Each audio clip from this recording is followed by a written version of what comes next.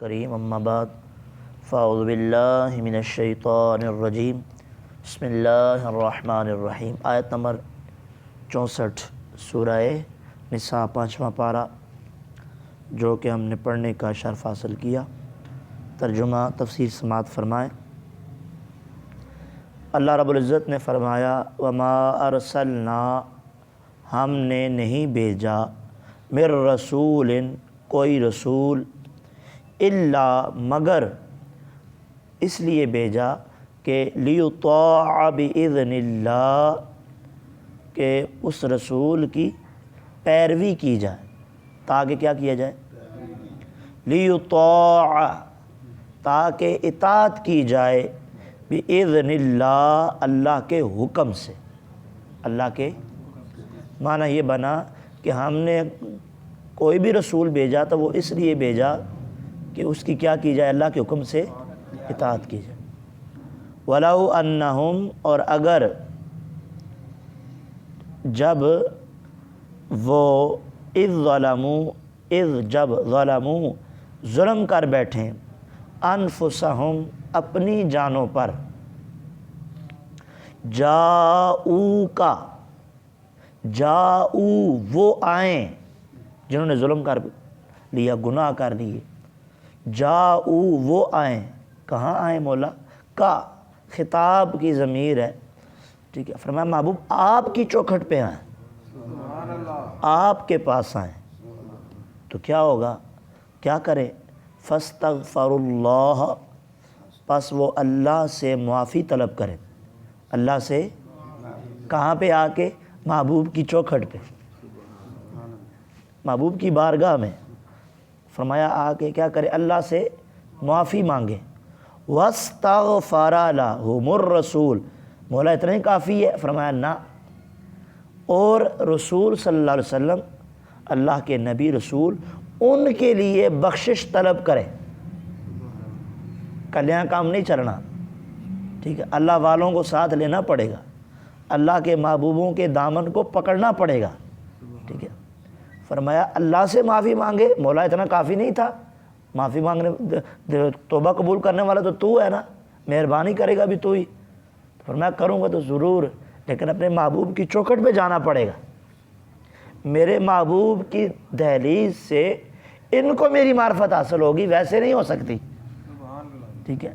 فرمایا واستغفر لهم الرسول، اور رسول ان کی شفاعت فرمائے، لوجد اللہ، تو کیا ہوگا؟ انعام یہ ہوگا، فرمایا ضرور، لام تاکید کا ہے، لوجد اللہ، تو یہ ضرور پائیں گے اللہ کو، توابا، توبہ قبول کرنے والا، رحیمہ، مہربان پائیں گے۔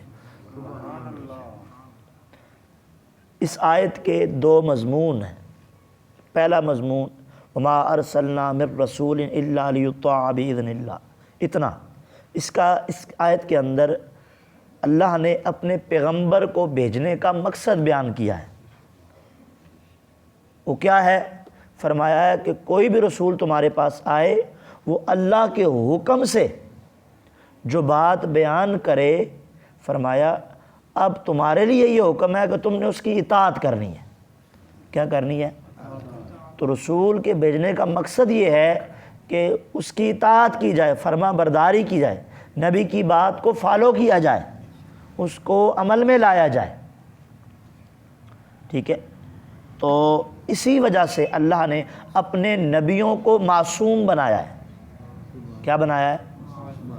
معصوم، یعنی گناہوں سے پاک بنایا ہے۔ ان سے گناہ کا صدور محال ہے، یعنی ان سے گناہ کا وقوع یہ کیا ہے؟ محال ہے، یعنی ہو ہی نہیں سکتا، ان سے گناہ نہیں ہو سکتا۔ کیوں؟ اگر پیغمبر جن کی اطاعت کرنے کا حکم دیا ہے وہ خود گناہ کے مرتکب ہو جائیں تو پھر امت کیسے ان کو فالو کرے گی؟ تو اس لیے فرمایا جو ان کو مقام دیا جا رہا ہے اس اعتبار سے اب ان سے گناہ نہیں ہوگا۔ یہاں تک کہ جو وہی لا رہے ہیں ان کو بھی اللہ نے معصوم بنایا۔ وہ کیا ہے؟ وہ فرشتے۔ فرشتوں کو اور اپنے پیغمبروں کو کیا بنایا ہے؟ اس کے علاوہ اور کوئی معصوم نہیں ہے۔ کوئی بھی ایسی ہستی نہیں ہے جو گناہوں سے پاک ہو، یعنی جس سے گناہ ہو ہی نہیں سکتا، وہ صحابہ بھی ہوں، تابعین بھی ہوں، اولیاء بھی ہوں، صوفیاء بھی ہوں، گناہ ہونا ممکن ہے۔ ہونا کیا ہے؟ اگرچہ اس کا وقوع واقع ہونا اس سے اللہ نے محفوظ کیا ہوا ہے۔ کیا کیا ہوا ہے؟ محفوظ عن الخطا ہے، لیکن معصوم عن الخطا نہیں ہے۔ معصوم عن الخطا، بات سمجھ آ گئی؟ یعنی ان سے ہو ہی نہیں سکتا، نبیوں کے علاوہ، فرشتوں کے علاوہ۔ یہ نظریہ رکھنا غلط ہے۔ یہ نظریہ رکھنا کیا ہے؟ گناہ ہو سکتا ہے لیکن ہوتا نہیں۔ کیوں؟ کہ اللہ نے ان کو محفوظ رکھا ہے۔ کیا رکھا ہے؟ محفوظ۔ تو معصوم عن الخطا نہیں ہے بلکہ محفوظ عن الخطا ہے۔ اور اللہ کے نبی اور فرشتے یہ معصوم ہیں ہر طرح سے۔ ٹھیک ہے جناب؟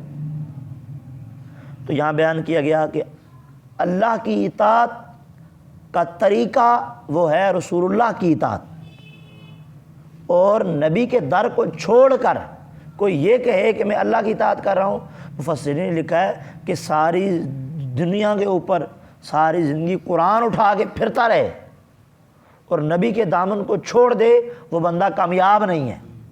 ساری زندگی تبلیغیں کرتا رہے، بستر اٹھاتا رہے، کوزے لوٹے چکتا رہے، ہیں جی، اگر محبوب کے در سے وابستگی نہیں ہے یا آقا علیہ السلام کی محبت اور ان کی تعلیمات کو فالو نہیں کرتا تو وہ بندہ کامیاب ہے۔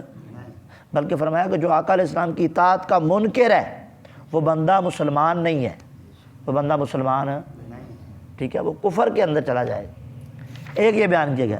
دوسرا آگے فرمایا وَلَوْ أَنَّهُمْ إِذْ ظَلَمُوا، محبوب آپ نے آپ کو بھیج دیا، اب ان کا کام کیا ہے؟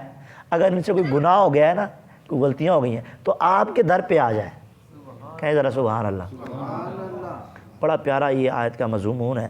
فرمایا محبوب وَلَوْ أَنَّهُمْ إِذْ ظَلَمُوا أَنفُسَهُمْ، اگر یہ اپنی جانوں پر ظلم کر بیٹھیں، زیادتی کر بیٹھیں، جاؤکا، جاؤکا، محبوب آپ کے پاس آئیں۔ یہ ہے ہمارا اس کے اندر عقیدہ بھی ثابت ہو رہا ہے کہ ہم اللہ کے پاکیزہ بندوں کی بارگاہ میں کیوں جاتے ہیں، اللہ کے مقبولوں کے مزاروں کے اوپر کیوں جاتے ہیں؟ اس لیے کہ اللہ نے خود طریقہ بتایا ہے، قرآن کے اندر طریقہ بتایا ہے۔ تو فرمایا کہ ظلم کر بیٹھے تو محبوب آپ کی بارگاہ میں آ جائیں، رب بڑا کریم ہے۔ تو یہاں فرمایا یہاں جو محبوب کی رضا ہے وہی رب کی رضا ہے، ٹھیک ہے۔ تو فرمایا گناہوں کی معافی طلب کریں، اللہ تعالیٰ ان کے گناہوں کو معاف فرما دے گا، ان کو گناہوں سے پاک فرما دے گا۔ بلکہ یہاں پر جو اعلیٰ حضرت نے کلام فرمایا نا وہ میں ضرور پیش کروں گا۔ اعلیٰ حضرت فرماتے ہیں دیکھیں بندوں کو حکم ہے کہ وہ نبی کریم صلی اللہ علیہ وسلم کی بارگاہ میں حاضر ہو کر پھر آ کر اللہ سے معافی مانگے، ابھی ہم نے سنا، اور رسول اللہ سے فرمایا وہ ان کے لیے سفارش کریں، تب فرمایا لوجد اللہ تواب الرحیم۔ تو یہاں فرمایا کہ محبوب کی بارگاہ میں حاضر ہو کر توبہ اور رجوع کریں۔ اب سنیے گا، حالانکہ اللہ تو ہر جگہ سنتا ہے، اللہ سمیع ہے نا، اللہ ہر جگہ سنتا ہے، اس کا علم، اس کا سننا، سمع، اس کا شہود یعنی دیکھنا، ٹھیک ہے، یہ سب جگہ ایک سا ہے، سب جگہ۔ کوئی اللہ کے نبی کی بارگاہ میں آئے یا نہ آئے وہ تو ایک جیسا دیکھتا ہے، ٹھیک ہے۔ تو پھر کیوں فرمایا پھر بھی یہی حکم ہو رہا، مگر سارا کچھ ہونے کے باوجود سمیع وہ ہر جگہ سے ہے، بصیر وہ ہر جگہ سے ہے، شہود وہ ہر جگہ سے ہے، ہر جگہ سے ایک جیسا دیکھتا ہے، ہر جگہ سے ایک جیسا سنتا ہے، ہر جگہ سے ایک جیسا ملاحظہ کرتا ہے، لیکن پھر بھی حکم کیا فرما رہا ہے؟ میرے محبوب کی چوکھٹ پہ آؤ، میرے محبوب کی چوکھٹ پہ آؤ۔ اچھا، اب یہاں پر بات آتی ہے، کچھ لوگ ہیں، فرقہ ہے، وہ کہتا ہے وہ تو حضور کے دور میں تھا نا، کوئی حیاتی ہیں، کوئی مماتی ہیں، اس طرح کے چکر ہیں، ٹھیک ہے، دوسرے لوگوں کے اندر۔ تو کہتے ہیں جی بس وہ تو ختم ہو گئے، مٹی میں مل گئے، اب کیا مانگتے ہو ان سے؟ وہ جو آیت ہے وہ تو حیات ظاہری کے اندر ہے، جو حیاتی کے لاتے ہیں۔ تو کچھ کہتے ہیں مماتی، کہ بھائی وہ ختم ہو گئے بس بات ختم، آپ تو ان کے جا کے صلاۃ والسلام علیکہ یا رسول اللہ کیوں پڑھتے ہو، وہ ان کو تکلیف ہوتی ہے۔ ہم انشاءاللہ ثابت کریں گے کہ ہم اللہ کے نبی کو یا کہہ کے کیوں پکارتے ہیں، اور یہ صرف ہمارا طریقہ نہیں ہے بلکہ حضور کے صحابہ کی سنت ہے، یہ ہم ثابت کریں گے تفسیر اور حدیث کی روشنی میں۔ بہت بڑا ٹاپک ہے لیکن دو چیزیں میں آپ تک پہنچاؤں گا۔ تو فرمایا، اعلیٰ حضرت نے فرمایا کہ آپ کی بارگاہ میں حاضر ہونا، حضور علیہ السلام کے حیات ظاہری کے اندر آقا کی بارگاہ میں جانا، یہ تو وہ آپ کی ظاہری حیات میں ظاہر ہے کہ حضور کے صحابہ جاتے تھے، کوئی بھی کسی کی آنکھ نکل گئی، کسی کی پنڈلی ٹوٹ گئی، حضور کی بارگاہ میں جاتے تھے، وہ تو ظاہر ہے۔ اب حضور پاک صلی اللہ علیہ وسلم کا مزار پر انوار ہے، تو آپ فرماتے ہیں اب کیا جانا چاہیے کہ نہیں، تو آپ نے اس کا بھی وضاحت کی۔ فرماتے ہیں اپنا عقیدہ بیان کرتے ہیں فتاوی رضیہ کی 15ویں جلد کے اندر، فرماتے ہیں جہاں یہ بھی میسر نہ ہو روزے پہ نہیں جا سکتے تو پھر کیا ہو، فرمایا دل سے حضور کی بارگاہ میں متوجہ ہو جائے۔ دل تے ہے نا، وجود اگر روزے پاک کول نہیں تو دل تے ہے، فرمایا اپنے دل سے حضور کی بارگاہ میں متوجہ ہو جاؤ۔ فرمایا یہ کیوں، اس لیے کہ حضور کی بارگاہ سے، فرمایا دل سے متوجہ ہو کر ان کو وسیلہ بھی بناؤ، کیا کرو، ان سے مدد بھی طلب کرو، استغاثہ کرو، فریاد کرو۔ فرمایا ایسا کرو گے تو سوال ہوتا ہے کیوں کرو گے، کیا ہمارے وہ سنتے ہیں، دل سے متوجہ ہو رہے ہیں، کیا ہمارے پاس موجود ہے؟ تو حضرت نے فرمایا جی ہاں، کہ اس لیے کہ جہاں سے بھی شفاعت طلب کرو، سوال کرو، اللہ کے نبی ہر ایک کے گھر میں موجود ہے، اللہ کے گھر میں موجود ہے۔ اعلیٰ بڑا پیارا آپ نے فرمان ارشاد فرمایا کہ حضور اقدس صلی اللہ علیہ وسلم اب بھی ہر مسلمان کے گھر میں جلوہ فروز ہے۔ اچھا یہ تو اچھا جی ہر کے گھر میں موجود ہے، یہ لوگ تانے لگا رہے ہوتے ہیں، طنز کر رہے ہوتے ہیں میرے گھر نہیں ہے۔ آپ یہ شعر پڑھتے ہیں کہ ہر عاشق کے گھر تشریف لاتے ہیں، تو کیا گستاخ کے گھر میں نہیں جاتے؟ اس طرح کی وہ بکواس کر رہے ہوتے ہیں نا، طنز مذاق کر رہے ہوتے ہیں یہ بدعقیدہ لوگ۔ تو عشق نبی نے سینے اندر بستر اٹھان نال فائدہ کوئی نہیں ہونا ہے جی، اگر عشق نبی نہیں ہے سینے کے اندر، محبت نہیں ہے، ادب نہیں ہے۔ تو اعلیٰ حضرت فرماتے ہیں، یہ میں نہیں کہہ رہا بلکہ مولانا علی قاری رحمۃ اللہ علیہ آپ شرح شفا شریف کے اندر لکھتے ہیں روح النبی صلی اللہ علیہ وسلم حاضرۃ فی بیوت اہل الاسلام۔ تو معاشرے کی بات کرتے ہو، حضور علیہ الصلوۃ والسلام ہر مسلمان کے گھر میں نبی کی روح موجود ہے، روح النبی موجود ہے جی، حاضرۃ فی بیوت اہل الاسلام۔ جس نے بھی اسلام قبول کیا ہے اگر وہ ہے مسلمان ہے، صحیح پکا مسلمان ہے، حضور کا غلام ہے، فرمایا ہر اس مسلمان کے گھر میں نبی کی روح موجود ہے۔ جب موجود ہے تو پھر یا رسول اللہ کہنا بھی جائز ہے، پھر یہ کہنا بھی جائز ہے یا رسول اللہ انظر حالنا، اور یہ بھی کہنا ہے غثنی یا رسول اللہ میری مدد بھی فرمائے۔ تو جب موجود جو ہے، ہم تو اللہ کے نبی کو موجود مانتے ہیں، آپ کی روح مبارک کو روحانی طور پر موجود مانتے ہیں۔ اب وہ بات جو ختم کروں گا اس کو، اور اس کو اختلاف بھی ختم ہو جائے اور دلائل بھی واضح ہو جائیں کہ اللہ کے نبی کی بارگاہ میں قرآن کہتا ہے کہ ظلم کر بیٹھو تو آ جاؤ۔ کچھ لوگ کہتے ہیں وہ جی وہ تو ظاہری حیات میں تھا، تو کچھ یہ بھی نہیں مانتے، اور اللہ کو لو منگو لا تدعو مع اللہ احدا ان المساجد للہ، اے ویکھو انہوں نے ہاں جی ایڈیاں ایڈیاں داڑیاں والا جنہوں نے تو تھلے جا رہی ہوندیاں نے، مسجداں دے دروازے تے لکھیا انہوں نے ان المساجد للہ فلا تدعو مع اللہ احدا۔ کوئی کھلو کے پوچھ لینا انہوں کو بھائی یہ کی مطلب ہے، انہوں نے وہی پتہ کی کہنا ہے، اتنے صرف اللہ اللہ کرو تو یا رسول اللہ نہیں کہنا، اتنے کسی غوث پاک کا نام نہیں لینا اتنے، یعنی یہاں پر بتوں کی بات ہو رہی ہے کہ اللہ کے نام کے ساتھ بتوں کا نام نہ لو، تو یہ کہتے ہیں یہاں سے مراد یہ رسول اللہ ہے یا اولیاء مراد ہے یا غوث پاک ہے، یہ شرک ہے، بدعت ہے۔ تو کچھ لوگ تو ظاہری حیات میں بھی اس کے بھی قائل نہیں ہیں کہ حضور جب ظاہری حیات کے ساتھ موجود تھے تو ان کے بارگاہ میں جاتے تھے کہ نہیں، یہ تو اللہ سے مانگو بس، کوئی اور نہیں مدد کرنے والا، اور کوئی جناب والا کافی شافی نہیں ہے۔ تو ان کے لیے عرض کروں گا، ابو لبابہ بنت عبد المنذر رضی اللہ تعالیٰ عنہ غزوہ بنو قریظہ کے موقع پر آپ سے خطا ہو گئی، تو اس پر آپ بڑے شرمندہ ہوئے، ٹھیک ہے، اور دلائل نبوہ کے اندر کی روایت موجود ہے۔ تو آپ نے اپنے آپ کو ایک ستون کے ساتھ، پلر کے ساتھ باندھ دیا اپنے آپ کو، اور ساتھ یہ کہہ دیا کہ جب تک اللہ میری توبہ قبول نہیں فرمائے گا نا، تب تک نہ میں کچھ کھاؤں گا نہ ہی پیوں گا۔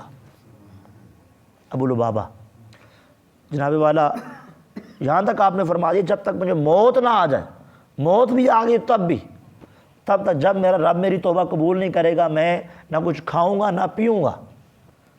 دوستو، جب آقا علیہ السلام کو پتہ چلا نا کہ انہوں نے اپنے آپ کو باندھ دیا ہوا، تو حضور علیہ السلام نے فرمایا اگر یہ میرے پاس آ جاتا تو میں اس کے لیے مغفرت طلب کرتا تو معاف کر دیا جاتا، لیکن اب اس نے اپنے آپ کو خود باندھ دیا ہوا ہے خود، لہذا اللہ تعالیٰ جب تک اس کی توبہ قبول نہیں فرماؤں گا میں بھی اسے نہیں کھولوں گا، میں بھی اسے نہیں کھولوں گا۔ 7 دن گزر گئے، ابو لبابہ رضی اللہ عنہ نے کچھ نہ کھایا نہ پیا، یہاں تک کہ آپ کے اوپر غشی طاری ہو گئی تو اللہ رب العزت نے ان کی توبہ کو قبول فرمایا۔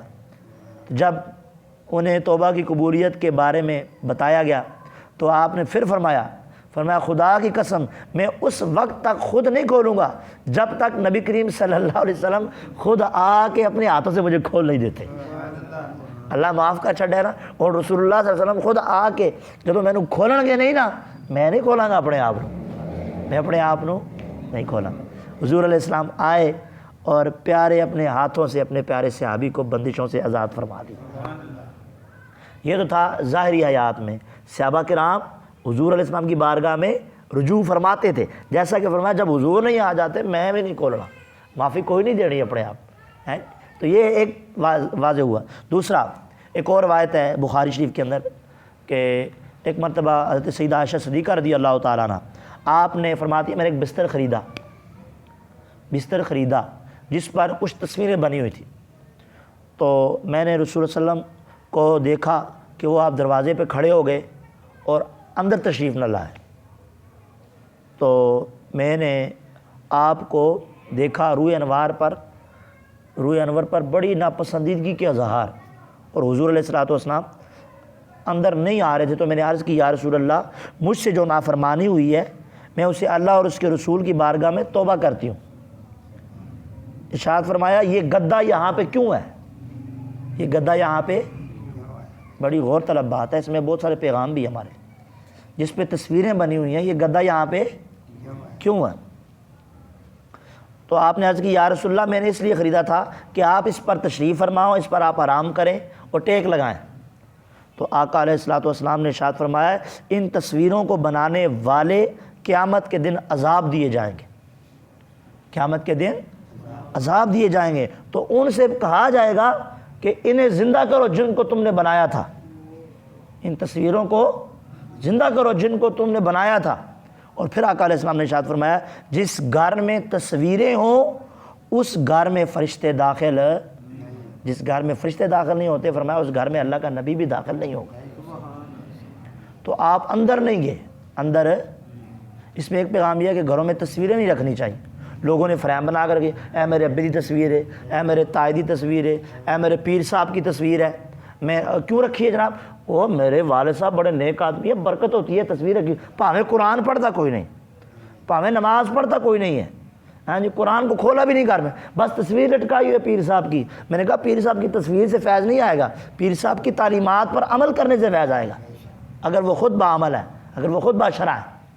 تو تصویریں لٹکائی ہوتی ہیں گھروں میں، یہ میرے فلانے ویر دی تصویر ہے جڑا فوت ہو گیا، تو یہ تصویریں لٹکانا گھر میں جائز، بلکہ سختی سے منع کیا گیا۔ فرمایا اس گھر میں فرشتے داخل نہیں ہوتے جس گھر میں تصویر ہوتی ہیں، لہٰذا ہم نے اپنے گھروں سے تصویریں بھی نکالنی ہیں۔ اور محل استدلال یہ ہے کہ دیکھو استغفار توبہ اللہ کی بارگاہ میں ہوتی ہے، لیکن سیدہ عائشہ پاک رضی اللہ تعالیٰ عنہ فرمائی میں اللہ سے توبہ کرتی ہوں، استغفار طلب کرتی ہوں، اور رسول اللہ سے توبہ کرتی ہوں۔ تو وہ آقا علیہ السلام کی بارگاہ میں بھی توبہ کے لیے حاضر ہو گئی، ٹھیک ہے۔ اسی طرح ایک اور روایت کے اندر آتا ہے کہ ایک مرتبہ مدینہ منورہ کے اندر قحط پڑ گیا، سنن دارمی کے اندر ہے کہ سیدہ عائشہ صدیقہ رضی اللہ تعالیٰ عنہ کی بارگاہ میں لوگ آ گئے، انہوں نے آ کر فرمایا کہ یا رسول اللہ سیدہ پاک بارش نہیں ہو رہی ہے، دعا فرمائیں۔ تو آپ نے فرمایا جاؤ جا کر جو قبر انور کی چھت ہے نا اس کے پاس جاؤ اور جا کر وہاں سے روشن دان جتنی جگہ خالی کر دو، روشن دان نکالو، ہاں جی۔ حتیٰ کہ آپ فرماتے ہیں کہ لوگ وہاں گئے تو انہوں نے جا کر روشن دان بنایا، روشن دان بنانے کی ابھی دیر ہی تھی کہ اللہ نے بارش کو نازل فرما دی، آسمان سے کوئی چیز حائل نہ رہی، تو وسیلہ بنائے گا کس کو بارش حاصل کرنے کا؟ فرمایا جاؤ جاؤ قبر پہ جاؤ، قبر انور کو جاؤ، دیکھو وہاں جا کر ایک نشان روشن دان بناؤ، یہاں تک کہ آسمان اور قبر انور کے درمیان کوئی چیز حائل نہ رہے۔ تو کیا بتایا جا رہا ہے کہ حضور علیہ السلام کے وصال کے بعد اگر شرک ہوتا مزاروں پہ جانا، قبر پہ جانا، تو سیدہ پاک جو فقیہ ہے، عالمہ ہے، مجتہدہ ہے، تو کیوں حکم دیتی کہ جاؤ حضور کی قبر انور پر؟ سمجھ آئی؟ قبر پہ جانا یہ سیدہ پاک کی بھی تعلیمات ہے، شرک نہیں ہے، ٹھیک ہے۔ اس طرح امام ابو جعفر منصور رحمۃ اللہ علیہ، بادشاہ ابو جعفر منصور، اس نے حضرت امام مالک رحمۃ اللہ علیہ آپ سے مناظرہ کیا مسجد نبوی کے صحن میں، آواز اونچی ہو گئی۔ امام مالک نے فرمایا کہ اپنی آواز کو پست کرو، تمہیں معلوم نہیں ہے کہ باقاعدہ سورہ حجرات میں قرآن پاک کی آیتیں نازل ہوئی ہیں کہ حضور کی بارگاہ میں اپنی آوازوں کو پست رکھو، جو اونچا بولتے ہیں ان کی نیکیاں ضائع ہو جاتی ہیں۔ اچھا، یہ سن کر ابو جعفر خاموش ہو گیا۔ پھر اس نے پوچھا دوبارہ، بڑا پیارا سوال ہے، انہوں نے سوال کیا، اے ابو عبداللہ، امام مالک کی کنیت، اے ابو عبداللہ، کیا آپ کی بارگاہ میں جب میں جاؤں حضور کی بارگاہ میں تو میں قبلہ کی طرف منہ کر کے دعا مانگوں یا حضور کی بارگاہ میں منہ کر کے؟ آج بھی جاؤ نا، وہ خبیث منہ موڑ دیتے ہیں، شرک شرک، بدعت بدعت بدعت، یہاں کیوں منہ کرتے ہو، یہاں کیوں دعا مانگتے ہو؟ ان خبیثوں کو پتہ ہی نہیں ہے جی۔ شفا شریف کے اندر امام مالک سے پوچھا ابو جعفر منصور نے کہ میں جب حضور کی بارگاہ میں آتا ہوں تو یہاں منہ کر کے دعا مانگوں یا حضور کی اللہ کی بارگاہ میں؟ تو آگے سے امام مالک رحمۃ اللہ علیہ آپ نے فرمایا کہ تمہیں معلوم نہیں ہے، تم اپنی بات کرتے ہو، تمہارے والد، ہم سب کے والد حضرت آدم علیہ السلام کی بروز قیامت اللہ کی بارگاہ میں بھی جو وسیلہ ہستی بنے گی وہ ہمارے نبی کی ذات ہوگی۔ یعنی آپ دنیا کی بات کرتے ہو، دنیا میں مانگو نہ مانگو، یہاں تو ہم نے مانگنا ہی مانگنا ہے، قیامت کے دن بھی ہمیں رسول اللہ کی حاجت ہوگی۔ اور ہماری نہیں، صرف آدم علیہ السلام بھی فرمایا وہ بھی حضور کی بارگاہ میں جا کر آپ کو وسیلہ بنائیں گے قیامت کے دن، ٹھیک ہے۔ تو اور اللہ تعالیٰ آپ کی شفاعت کو قبول بھی فرمائے گا۔ انا اول شافع مشفع، فرمایا حضور نے کہ میں اول شافع ہوں گا، شفاعت کرنے والا قیامت کے دن، اور سب سے پہلا میں ہی وہ ہوں گا جس کی شفاعت قبول کی جائے گی۔ تو یہاں دنیا میں نہیں مانگنے دیتے، یا رسول اللہ کہہ دیں، ان کو مروڑ پڑنے شروع ہو جاتے ہیں۔ تو ان گمراہوں کو کیا پتہ، گستاخوں اور بے ادبوں کو کیا پتہ کہ حضور کی بارگاہ کا ادب کتنا ہے، ٹھیک ہے۔ آخری ایک روایت پیش کرتا ہوں جو ابن کثیر کے اندر بھی موجود ہے، امام عتبی کی روایت ہے کہ ایک اعرابی آیا قبر انور پر، تو آ کر اس نے ندا دی، پکارا حضور علیہ السلام کی بارگاہ میں، یا رسول اللہ، یہ اللہ نے آیت نازل کی ہے یہ والی، وَلَوْ أَنَّهُمْ إِذْ ظَلَمُوا أَنفُسَهُمْ، کہ اپنی جانوں پر ظلم کر بیٹھو تو آپ کی بارگاہ میں آؤ، ہم آ گئے، اب دعا فرمائیے اللہ ہمارے گناہوں کو معاف فرما دے۔ وہ یہ دعا کرتا رہا پھر اٹھ کے چلا گیا۔ امام عتبی فرماتے ہیں میری آنکھ لگ گئی، جب میری آنکھ لگی نا تو نیند غلبہ ہوا تو حضور خواب میں تشریف لے آئے، فرمایا قم یا عتبی والحق الاعرابی وبشرہ بالجنہ، اے عتبی اٹھئے، جا کے اعرابی کو تلاش کیجئے اور اس کو جا کے یہ بتائیں اللہ نے گناہوں کو معاف کر دیا، ٹھیک ہے۔ یہاں پر اعلیٰ حضرت رحمۃ اللہ علیہ تفسیر مدارک کے اندر بھی آتا ہے، ٹھیک ہے، کہ ایک اعرابی آیا اور آ کر اپنے روضہ انور کی خاک اٹھا کر اپنے سر پہ ڈالنے لگا، ٹھیک ہے، اور عرض کرنے لگا یا رسول اللہ جو آپ نے فرمایا ہم نے سنا، اور جو آپ پر نازل ہوا اس میں یہ آیت، اس آیت میں بھی ہے کہ اپنی جانوں پر ظلم کر بیٹھے تو آپ کی بارگاہ میں آؤ، تو ہم نے بے شک اپنی جانوں پہ ظلم کیا ہے، اب ہمیں اللہ کی بارگاہ سے معافی چاہیے۔ وہ معافی لینے آپ کی بارگاہ میں آ گئے، قبر انور پر آ گئے تھے، ٹھیک ہے، تو میں حاضر ہوں، میرے گناہوں کی بخشش کرائیے حضور کی بارگاہ میں۔ تو قبر انور سے آواز آئی جا تیری بخشش کر دی گئی۔ یہاں پر اعلیٰ حضرت بولے، آپ فرماتے ہیں مجرم بلائے آئے ہیں، مجرم بلائے آئے ہیں، جاؤ کا ہے گواہ، مجرم بلائے آئے ہیں جاؤ کا ہے گواہ، قرآن کی آیت وَلَوْ أَنَّهُمْ إِذ ظَّلَمُوا أَنفُسَهُمْ جاؤ کا، جب اپنی جانوں پر ظلم کر بیٹھیں تو فرمایا محبوب آپ کی چوکھٹ پہ آئیں۔ تو مجرم بلائے آئے ہیں، یعنی مجرموں کو بلایا گیا ہے، تو مجرم بلائے ہوئے آئے ہیں، جاؤ کا ہے گواہ، پھر رد ہو کب، یہ شان کریموں کے در کی ہے۔ پھر رد کیسے ہو جب گواہی قرآن دے رہا ہے، بلایا بھی جا رہا ہے، پھر رد کب ہو، پھر رد ہو کب، یہ شان کریموں کے در کی ہے۔ اور آپ فرمایا بخدا خدا کا یہی ہے در، حضور کا در، بخدا خدا کی قسم خدا کا یہی ہے در، اور کوئی مفر مکر، نہ بھاگنے کی جگہ نہ کوئی ٹھکانہ، جو وہاں سے ہو یہیں آ کے ہو، جو یہاں نہیں وہ وہاں نہیں، جو یہاں نہیں آتا وہ اللہ کی بارگاہ میں بھی نہیں جا سکتا۔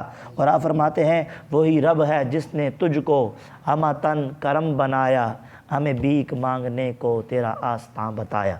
ٹھیک ہے، تو علماء فرماتے ہیں اس آیت سے 4 باتیں معلوم ہوئیں۔ آخری جو سبق ہے وہ یہ ہے کہ اللہ کی بارگاہ میں حاجت پیش کرنے کے لیے اس کے مقبولوں کو وسیلہ بنانا یہ کامیابی کا ذریعہ ہے، کامیابی کا، جیسا کہ اس قرآن کی آیت میں بیان کیا گیا۔ اور نمبر 2، قبر انور پر حاجت کے لیے حاضر ہونا بھی جاؤ کا میں داخل ہے، جاؤ کا میں داخل ہے، اور یہ قرآن کی اس آیت سے ثابت ہے۔ اور نمبر 3 فرمایا وفات کے بعد جو اللہ کے مقبول بندے ہوتے ہیں ان کو یا کے ساتھ ندا کرنا بھی جائز ہے، ندا کرنا بھی کیا ہے، جیسا کہ اس اعرابی نے، امام اتبی فرماتے ہیں آ کر یہ سلام کیا تھا، الصلاۃ والسلام علیک یا رسول اللہ۔